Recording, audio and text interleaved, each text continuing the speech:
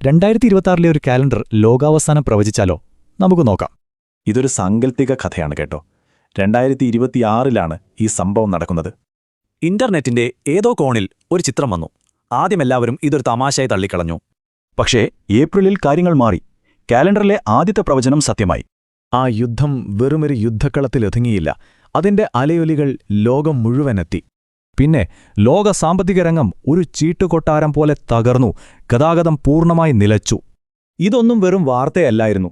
സാധാരണക്കാരെ വരെ ബാധിച്ചു. കയ്യിലെ പണത്തിന് ഒരു വിലയുമില്ലാതായി.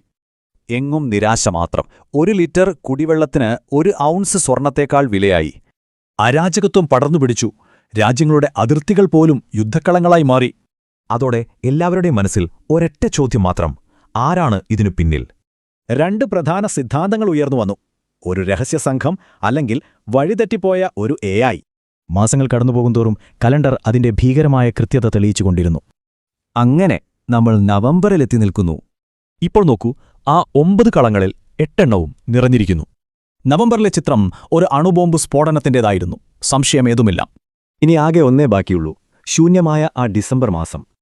അപ്പോൾ അടുത്തതെന്താണ്? സമാധാനമോ? അതോ ഈ ലോകത്തിന്റെ അവസാനമോ?